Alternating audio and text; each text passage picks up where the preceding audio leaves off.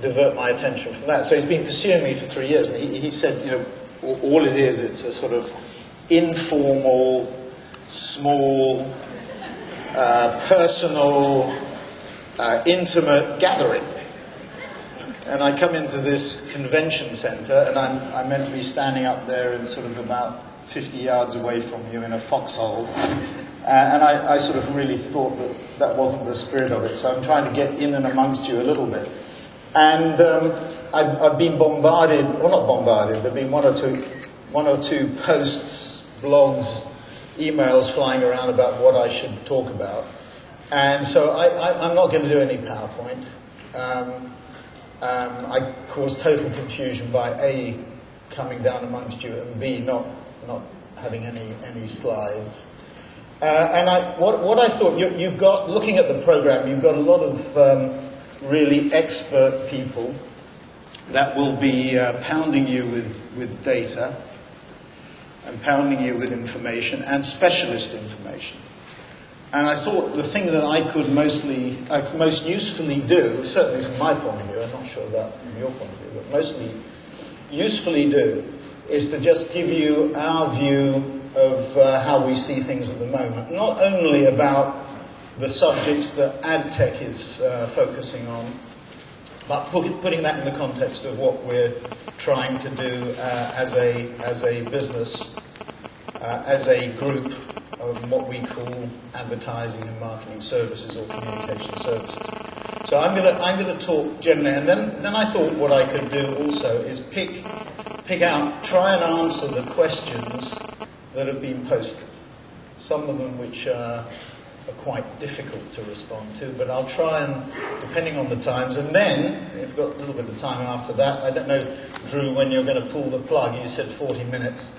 And you took about 5 minutes. I didn't cut you off in your introduction, which was one of the reasons for doing it.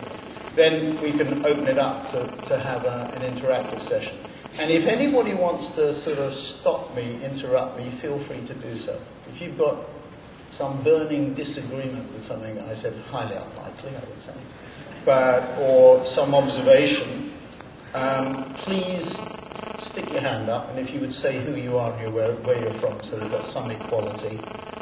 That would be helpful. Now, we have three things on our mind as a company. Three strategic priorities, objectives, which would be. The first is a geographical one, and then the other two are functional ones. And we think this is what is guiding the way that our clients think about their business. The first is, as I say, a geographical one, and it is the shift in power, which I still don't think that we fully understand here, standing or sitting in New York, from west to east. And I'd obviously modify that to the south, because about 3 or 4 weeks ago in Copenhagen, the IOC made a very iconic, some emblematic decision to award the next Olympic Games after London in 2012 and 2016 to Rio. Latin America, we are approaching a decade where the attention of the world is going to be increasingly on Latin America as well as on the BRICS and Next 11, as Goldman Sachs has christened it some time ago. And this shift in power is considerable. And if we talk about the sort of things that you're going to be focusing on in AdTech, if you just think about mobile in China, just couple of statistics. China Mobile is the most valuable brand in the world outside the United States, according to Laura Brown's Brand Z analysis. It's the annual brand analysis that we do with the Financial Times. I think it's in its 4th or 5th iteration. But China Mobile has been, in all the iterations, the most valuable brand outside the United States, ranked about number 5, 6, or 7 worldwide. And it has 500 million mobile subscribers out of 700 million in China, and that number is increasing by 8 million a month. Those of you who thought that India was a slouch, India is already at 425 million, and is increasing by 12 million a month. And if you think about China Mobile, if you were the chairman and CEO of China Mobile, I mean, sure, you buy Pactel, which they've done in Pakistan Telecom. You invest in Taiwan, you buy 10% of a company in Taiwan. But you're only up to 500 out of 700 million. There are 1.3 billion Chinese. By the way, there might be another 200 million that we don't know about. The government cannot say whether it's 1.3 or 1.5. So you think about that just for a minute, sitting here in New York, that's 2/3 of the United States that's sculling around in China that we don't know about. 3.5 UKs and almost in Indonesia. So this is pretty powerful stuff. And in Latin America, chiefly because of Lula, a big question mark about what's going to happen after Lula retires or steps down next year, but on the assumption that his successor can take it forward. This geographical thing is increasingly important. And every single client that we deal with is focusing on those parts of the world for growth. Because the simple fact, and I'll come back to this, the simple fact is that the growth that we have in the West, in what I would call the traditional markets, of the US and Western Europe. By Western Europe, I mean 5 principal markets, not to denigrate the other markets, the other peripheral markets, but there are 5 key markets. UK, France, Germany, Italy and Spain.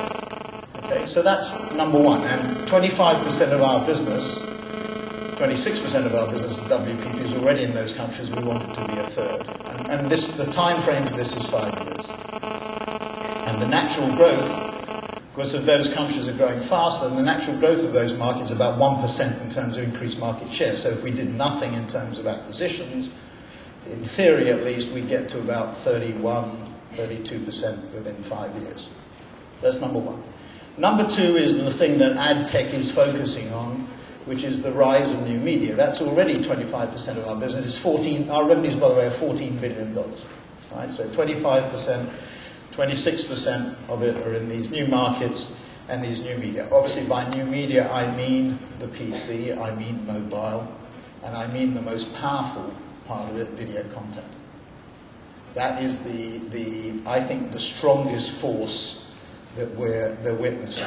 And that growth is going to continue to be significant for a number of reasons. I mean, firstly, and I think probably the most important reason, is that currently our clients spend about, we estimate what our clients, all clients spend about 12%, 13% of worldwide budgets on online, or new media in one way, shape or form. We know that we in this room, and probably the people in this room spend more time than the average, but on average consumers are spending about 20% of their time online. In fact, I did a session at Morgan Stanley last night, and I think in a presentation earlier that day, there was a figure of about 28%, which is the highest that I've seen of people spending time online. I think those statistics were for the US. If it is 20 or 28%, doesn't really matter, it's certainly more than 12 or 13%. And there's a natural gravitational pull to 20% or 25%. I would say, this is a guess, but I would say over the next 5 years. Take that as the time frame. And why hasn't it? I mean, we can argue, why hasn't it already happened? Well, I think the reason is that people who run clients, people who run media owners, people who run agencies tend to be of an older vintage, to put it politely. They tend to be resistant to change. If you spent 10, 15, 20, 25 years of your life trying to get to the top of a company, whether it's a client, an agency, or a media owner, you really don't want change. You want to spend the last 3 or 4 years of your working life going around the world, enjoying yourself, with reasonable stability. And the last thing you want to do is to get up every morning, as I do, and deal with massive changes on a daily basis. It's really uncomfortable. We all feel uncomfortable with change. And some of you are laughing, but some of you, I'm sure, will understand that I think this is broadly true. It takes time. The other thing is that last year, I think, was the first time that a generation had gone to university in the United States totally and solely exposed to the web, to the internet. So there is a generational change that has to take place. But when it does happen, it's going to be quite significant. And I'm using the word quite in the American sense, which means very significant. And when we use the word quite in the UK, sometimes it means sort of mediocre change. This is very significant. So there's no doubt about what it is. So new media, a third of our business. And the last bit is that out of that 14 billion of revenues, 4 billion now is in consumer insight.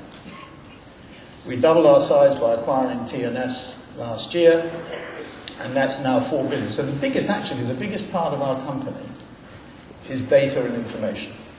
Okay, we're actually the fourth largest information services company in the world.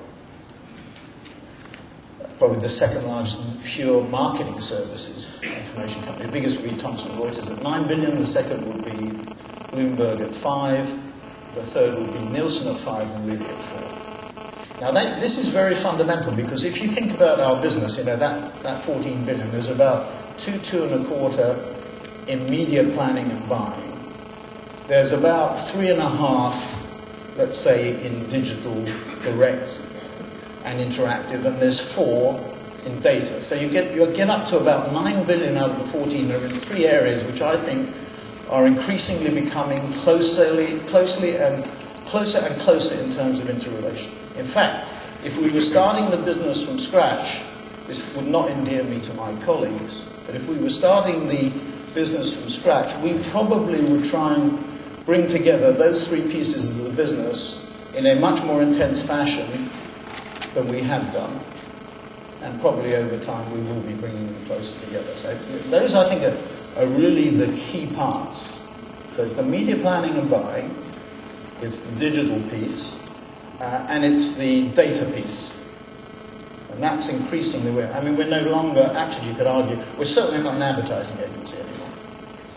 Because advertising, in the narrow sense that a campaign or a marketing week or an ad age or an ad week would define it, is about 3.25 billion out of the 14. So it's, and the media piece is, as I say, 2. So you could say 5 out of the 14 is the stuff that Mad Men used to focus on.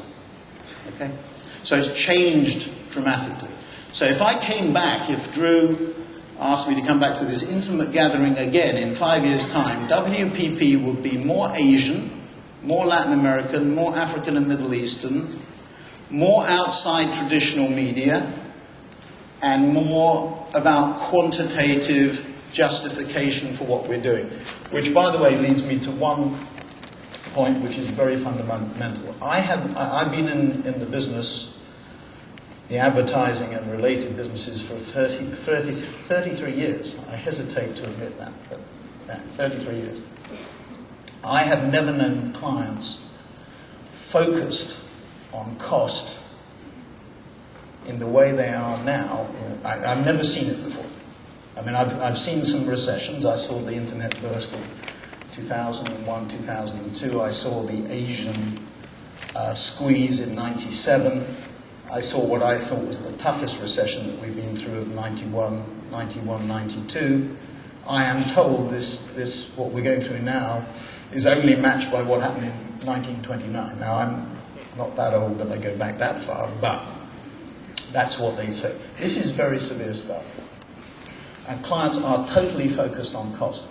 If you look at the results of companies in the first quarter, the second quarter, the first half of this year, and the third quarter, a lot of which has been coming out in the last few weeks, there's one thing that you really notice. Apart from Google, apart from Apple, apart from Amazon, and 1 or 2 others, very few people are increasing their revenues. They're getting there sort of ugly. They're making their numbers ugly. They've lowered expectations, which is why people are doing well against expectation levels. But the way they're doing it is by cutting costs. And of course, the new media gives us some opportunities, some quantitative-based opportunities to evaluate spending and investment in a way that we've never been able to do so before. And make one other point is that if you look at every statistical piece of information that's been put together by advertising agencies, it's true, but let's say by more independent bodies in the context of this point, by consulting companies, by accountancies like Pricewaterhouse, every single piece of data, stuff that Millward Brown brings out, Research International, TNS, all points to the fact that companies that invest in brands at times like these benefit when we come out of the recession. That the sales trajectories, the operating profit trajectories, the margins, the penetration of all these businesses is much stronger as you come out of the recession if you invest. If you cut, it is not the case. Sadly, that is not what is happening. Sadly, I mean, most companies say they've maintained their spending. Or if they cut it, they've cut it by media deflation. I mean, it can't be true, because the markets are down, the traditional media market's down by 10 or 15%. Even online has not grown at the rates that it grew before. So the world has changed because people are very focused on cost. I happen to think from where I sit that I wouldn't I, that that's wrong for the reason I just mentioned, but that's the case.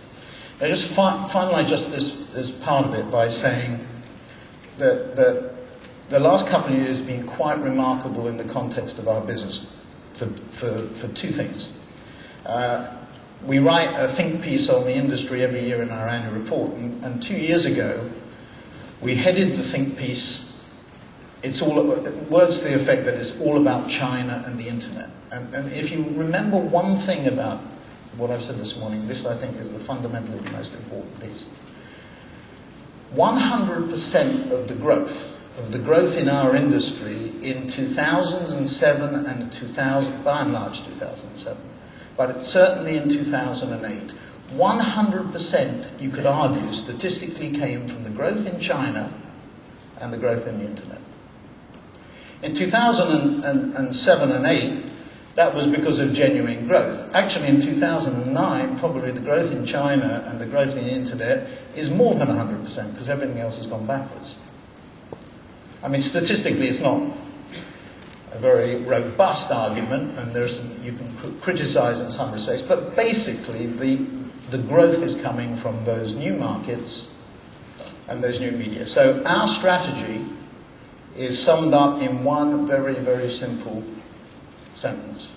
New markets, meaning geographical, new media, and consumer insight. Now, let me just give you 8 things, the way we see, some of which are highly connected to ad tech, and some of which are a bit peripheral, but I think everything that you think about here is in the context of these things. The first thing I've mentioned, which is the shift in power from west to east. The second thing is that virtually in every industry we operate in, there is significant overcapacity.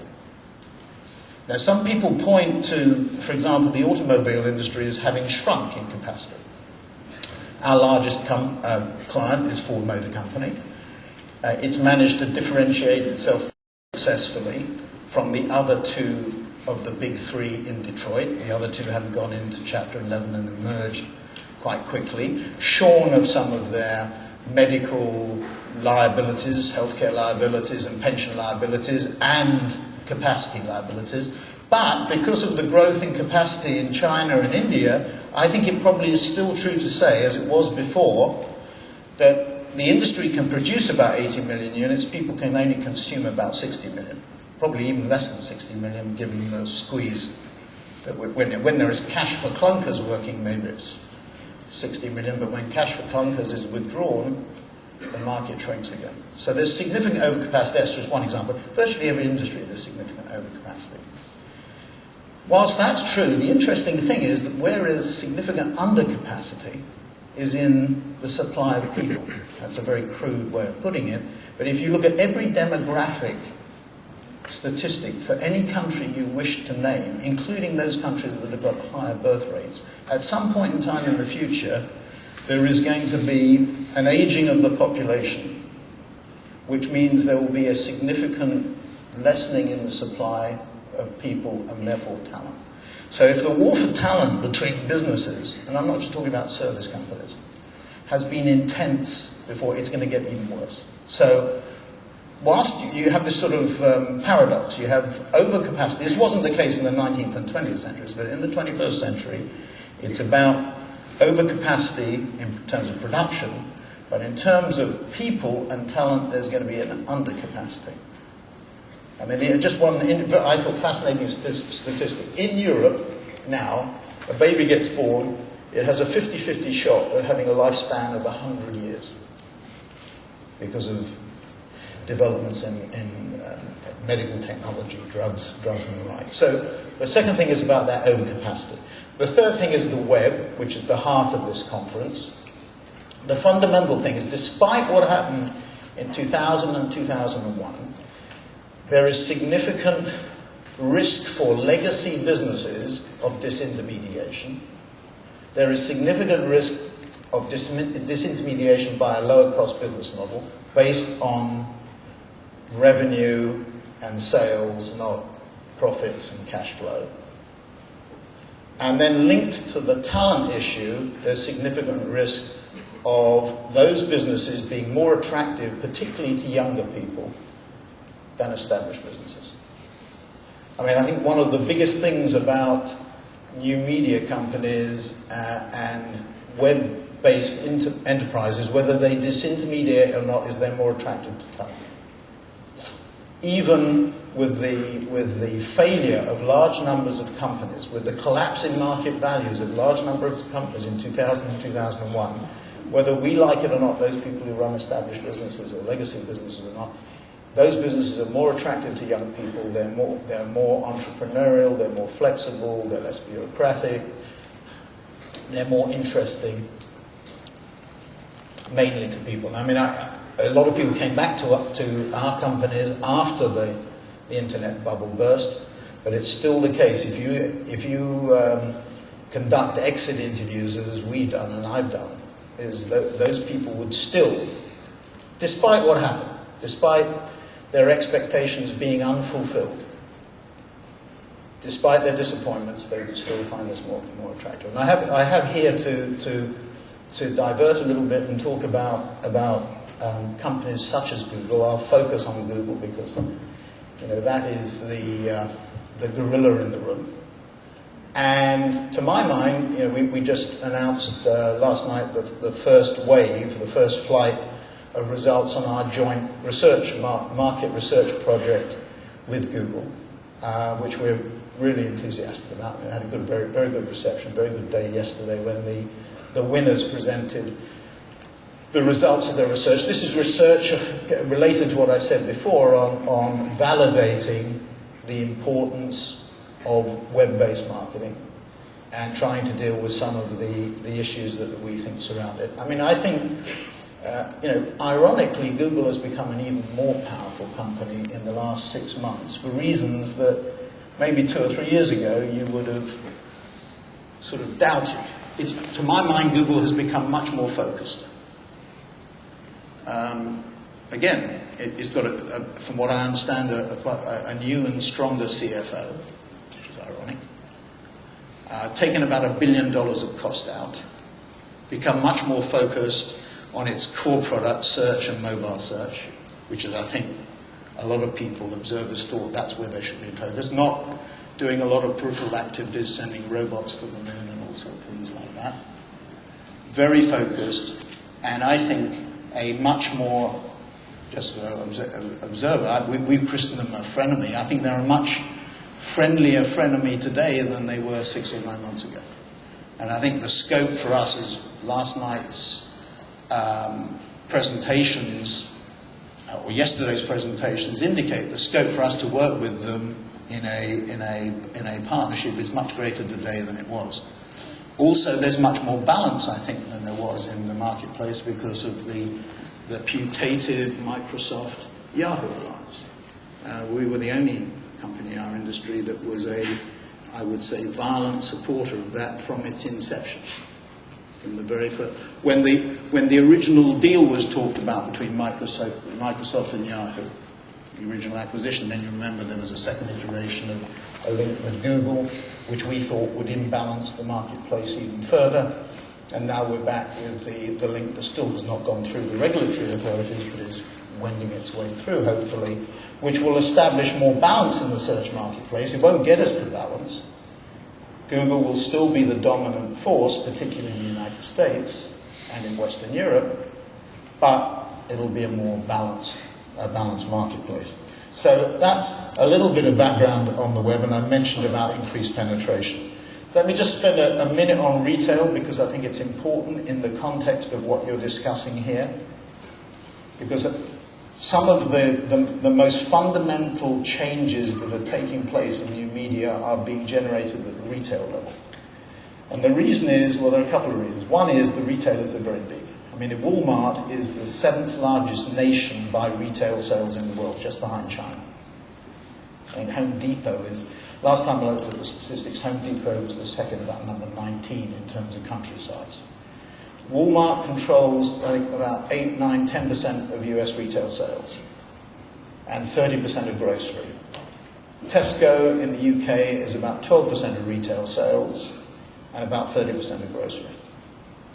I've heard Lee Scott say he wanted to double the market share of Walmart in the United States. Now, if that's so, you can imagine what implications that has for grocery market share. Some of our packaged goods clients already have 20% of their sales worldwide going through Walmart, and obviously we'd have more than that in just the US context. These retail companies have immense power already in their domestic markets, their homogeneous domestic markets. When they move around the world, which they are, both Tesco coming into the United States and Walmart and elsewhere in the world, like Thailand and elsewhere in Asia, and Walmart do the same, they're going to have immense buying power, which they will use as leverage, I think, to extract even better relationships, stronger discounts, stronger trading parameters with the manufacturing class. And the other thing about retail, which is really fascinating, they are the people who move fastest. In the recession, the companies that really understood the changes that were taking place in terms of price points and consumer behavior with the retailers, because they actually deal with us as consumers on a day-by-day basis. What manufacturers tend to do is deal with the trade. They're one step removed. So retail and the growth of retail, I think, is going to become an increasingly powerful thing. And I look at Procter and its investment in Ocado. Some of you may know who Ocado is. It's the online shopping company started by, I think it's 4 or 5 ex-Goldman Sachs executives in the UK, one of the leading online direct-to-consumer shopping models. And Procter have taken a stake directly in that, small, but clearly they're looking about how they can build direct relationships with the consumer. Another area that I think is relevant to ad tech is internal communications. The biggest problem for a chairman or CEO at the moment is communicating internally strategic and structural change. New media have given the CEO and the leaders of companies opportunities to communicate in a quick, flexible way that they never had before. And that has implications also for the structures of companies, which I'll come on to in a second. But if I take WPP as an example, we're about just over 100,000 people. In wholly owned companies, about 135,000, if you include companies we own 20 to 49% of. Communicating in a company which has grown by acquisition, which is always weaker than a company that's grown organically, by the way, and is multi-branded, is very, very difficult.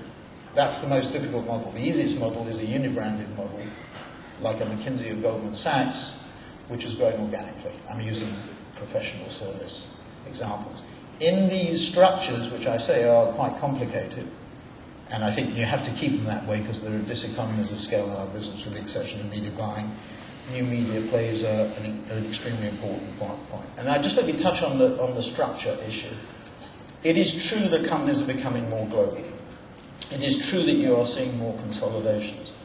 But as companies become not more complex, but larger, and become more complicated at a country level, there is still a role, and I think a very intriguing role, for country managers. We're not going to go back to where we were 10, 15, 20 years ago. But we are going to see country managers almost not as ambassadors, that's too weak a word, it's stronger than that, but dealing with governments, dealing with technological change, dealing with CSR, dealing with education, dealing with research and development at a country level is going to become more and more important. It is impossible sitting in New York or London or Madrid or Paris or Frankfurt or Chicago to run a worldwide company by some sort of robotic control. There has to be a balance between the two, and technology plays a tremendously important role. I think, and this is much more controversial, but the regional layers inside companies will be reduced. You'll have more global coordination and control. Certainly control is not politically correct as a word to use, but let's say influence, and then you'll have more local influence too, and the two things I think will balance out. And two final points before I go, maybe just come to these questions quickly that people have asked. Corporate social responsibility, again, heavily influenced by the growth of technology. No chairman or CEO will resist CSR initiatives anymore. There were three things that happened were absolutely critical in changing the mindsets, I think, of corporate chairmen and CEOs. The first was when Warren Buffett sat down with Bill Gates and they did this deal in relation to the Microsoft stock and Berkshire Hathaway. And Bill Gates started the Gates Foundation. That was one seminal event. The second was when Rupert Murdoch and James Murdoch embraced carbon neutrality on the back of Al Gore's film. And the third was when Sir Richard Branson, here in New York at the Clinton Global Initiative about 3 years ago, said he was going to donate up to £3 billion to good causes. After that, it really removed any argument that anybody had that doing good was good business. This is not about charity and altruism. It is about building brands in the long term. If you're there to build products and services in the long term, you will not do things that violate the environment. You will not do things that violate social norms. If you want to build brands in the long term, you'll embrace these things. If, however, you're in the oil business and you want to rip out oil at the lowest cost, quickest possible time, at the highest price, you'll ignore it. But long term, that's what you'll do. And the last thing is about what's been happening in the last year. We look at, we gave up counting on the value of initiatives that the government was taking in the US and the UK at about $12 trillion. So the world is about $65 trillion in terms of GMP size, and we stopped counting on TARPs and TALFs and guarantees at about 12 trillion. So that was about 20% as far as we could calculate it, and we gave up, I think, about 6 months ago, and there's been significant amounts. So this is an incredible fusion of fiscal and monetary stimulation. That's got us out of the wood. By the way, we haven't gone any further. I mean, I think things are less worse, but they're not significantly better, particularly in the West. But the flip side of this is really interesting. The flip side is that the government has not only become a major investor, we've not only copied, ironically, state-directed capitalism from China, because China, we were somewhat critical in the West about planned systems. And the Chinese system is a mixed system, state-directed capitalism. We're almost exactly, not the same, but we've moved far towards that model. But the flip side is really interesting. The government has become a major client. The government in the UK is the biggest advertiser this year. It's bigger than Procter, it's bigger than Unilever. Interestingly, in the year before elections, most governments are the biggest advertiser. You see that in Australia, you see that in many countries. But the government has more so become a big client. And many industrial companies are starting to focus their business and focus their marketing on the government as a client, because increasingly the government is going to be there. So that's the background. What does all this add up to? Well, it adds up to two things: branding and innovation.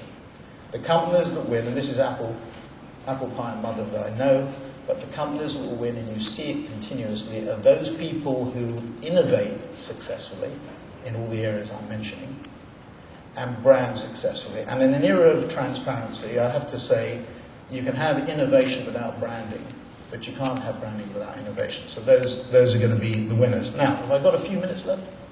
Okay. Okay, he says okay. He's not, having taken 3 years to drag me here, he's not going to push me out that quickly. The first question was, if you had the power to change anything in the evolution of marketing, what are the 3 things you'd do to mobile advertising, to move mobile advertising to its full potential? If you said to me, what's one of our biggest disappointments? One of our biggest disappointments is that mobile advertising has not been as successful as quickly as we would like to see it. We have several agencies in the group, one of them ICOM, which is one of the most powerful mobile advertising agencies, and they do tremendous work. In presentations, they are enormously attractive to clients. Wonderful case study of snow tires with BMW, and I think it was Michelin in Germany, where by law you have to have snow tires if it snows, and we linked mobile advertising to where it was snowing, and we sent messages to people, buy your snow tires, sales went through the roof. I mean, there are some wonderful, and this is all very sexy stuff, but it doesn't gain any traction. I mean, I think mobile advertising is less than 1 percentage point of worldwide. It's a diminutive less than 1 percentage point. So what we would like to do, well, we certainly think that the development of smartphones, iPhones, and the consumer usage of mobile, that's one thing that has certainly upped. And if you noticed, in the last few months has upped considerably. And there are going to be a lot of innovation. So that's one thing. Further advances of technology in mobile networks and digital advertising platforms, there's also got to be greater harmonization, because the mobile operators have not seen their common interest yet in getting this together. We've tried through trade associations such as GSM and everybody else to get this going, and it's very difficult to do. And then last but not least, there has to be a shift in mobile budgets amongst clients. Clients are going to have to experiment much more significantly. Second question was predictions on the US economic recession 1 year out, 3 years out, and 5 years out. I mean, I have difficulty enough with any one of those things.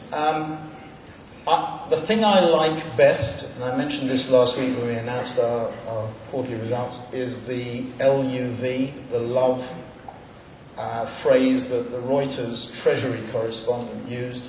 And I think it does demonstrate some of the things I've been talking about before. That there is that the world is operating at different speeds. Everybody thinks it operates at the same speed. It's not operating at the same speed. And even before the recession, there were 3 speeds. BRICS and Next 11, or let's say Brazil, Russia, India, and China, top speed. Second speed was the US and Spain. Spain then dropped out of that middle band into the lower band, and the lowest band was Western Europe, so UK, France, Germany, and Italy up until that point in time, but Spain now. It's still, in my view, operating at those 3 speeds. And the LUV thing, think about an L, maybe it's an italic L because it's not going to be flat in Europe, it will be a little bit of an up. But Western Europe is under tremendous pressure. We have the big deficits, we've overspent, we don't have the scale that you have here in the US. I mean, the US is $14 trillion of GNP. Those 5 economies in Europe, I think, average about 2 trillion. The Chinese are up at 3.5 trillion, almost 4. The Japanese at 4.5. So that's the rough scale. And the 5 European economies together, that's 10 trillion. That's a lot, but it's not homogeneous. And we've got a lot of debt, and we've got to work our way out, and we haven't been saving. We've got to learn to save, as America is starting to save again. And the Chinese and the Indians have got to learn how to spend. And that's how we get, well, you're laughing, but I mean, I'm afraid that's the way, and we've got to avoid protectionism. So in answer, I think America will be the U. Never underestimate the power of the American economy. Lots of people did in the 1980s. They said the Japanese are going to take over. I don't think that this is the same, in the sense I don't think the Chinese are going to go the way the Japanese economy has gone. I think that's about. I mean, just to give you a personal experience, I was in China last week. I sat in the, what is the Park Hyatt Hotel, which is as good a hotel as you will see anywhere in the world, in the new tallest building in Pudong in Shanghai. Okay, so this is next to the Grand Hyatt. The Grand Hyatt building was the second largest building in Asia after the Petronas building. And now you have the Park Hyatt building, which is the biggest. And I walked out of that, I sat there for an hour looking at this and thinking to myself, where am I? Walked out, and there's this building site, which is for the third, this is going to be the third skyscraper just in Pudong, which is across the river. It was the least developed district in Shanghai. And the third building is going to have a twist to it. I mean, all these three buildings are beautiful architectural pieces. I mean, they're wonderful buildings, as lots of buildings are in Shanghai. Third building's got a twist in it, and it will be the biggest building in the world. Okay? And I sat there and looked at this, and I thought, to me, this is the new New York. And, you know, this was in the context of, I'm a member of the Mayor's Committee in Shanghai. To me, it's remarkable. I mean, I'm a China bull. I'm even more of a China bull. A lot of people say, well, you're crazy because it's all going to blow up. I don't think it will. These people plan, they're clever planners. These are not bad planners. Politburo is, I think, still dominated by engineers. These are very clever people, and they're very sensitive to what's going on. And China isn't one country. Remember that. It's 32 provinces. Massive, 1.3, 1.5 billion people. And a V in Asia. So the United States, I think, will come back very strongly. Don't underestimate human resources, natural resources. So the third question was, where do we feel online advertising is growing, given the importance of social networking sites? I think I've sort of touched on that. I would say to 20% of budgets quite quickly. By that time, we'll be spending more time online, maybe on up to a third. You know, traditionally, we saw in every market around the world, you'd see TV and press TV being about a third of the market, press being a third of the market, and the rest of it being a third of the market. It's going to even out to 20, 25%, the fourth category being online. And then online might get even greater traction. Fourth question was, what's the role of the agency in a changing advertising technology landscape? Well, our company has changed very significantly, and this maybe we're going in the wrong direction. We don't think we are going in the wrong direction, but it's different.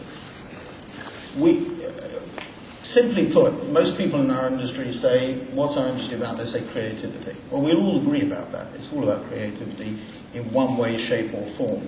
But it's more than that now. There are three elements to the old creative side, if I put it like strategic thinking, creative execution, and distribution. We think technology is at the heart of what we're doing. When we acquired 24/7 Real Media, which in a sense took us into competition with Google and Microsoft because of the platforms, the technology platforms that we had, in a sense. We can't compete with companies of that size and that stature, but we were going that way. We basically were embracing technology in a way that advertising agencies have never done before. We don't believe that we're going to end up owning or developing giant server farms. We don't think we're going to hire large numbers of PhDs from MIT or Tsinghua or Peking University or Bangalore. But we do think we are going to... Those people are already part of the 100,000 people in the company. It's changing. And we think technology is front and center, important in the context of the development of our company. We wouldn't agree that it's purely about creativity in the narrow traditional sense.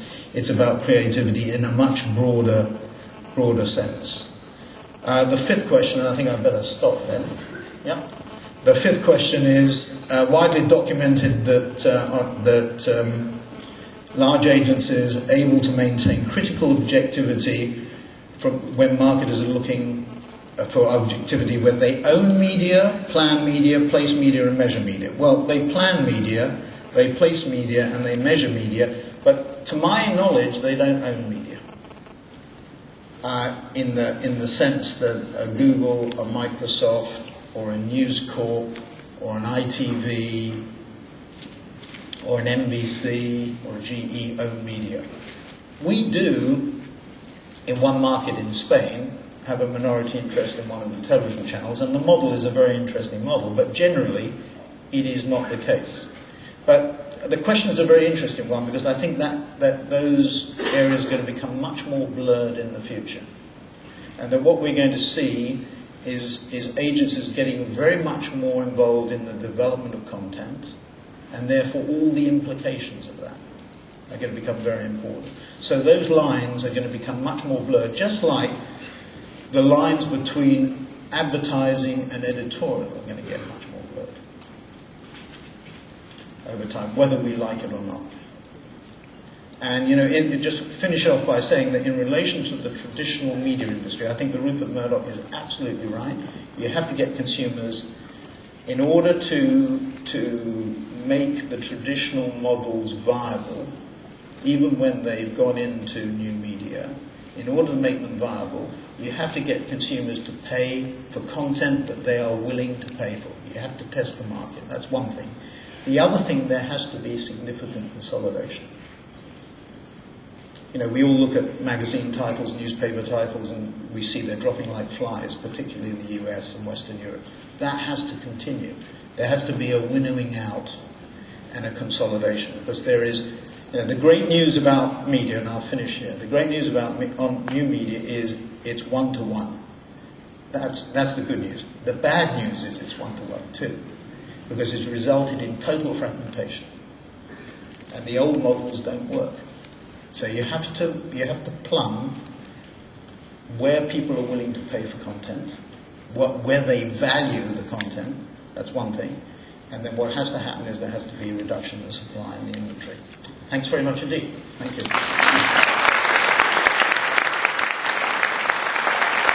Fantastic. You have a ton of time, so Kevin's going to finish straight away down. Again, a round of applause for Sir Martin Sorrell.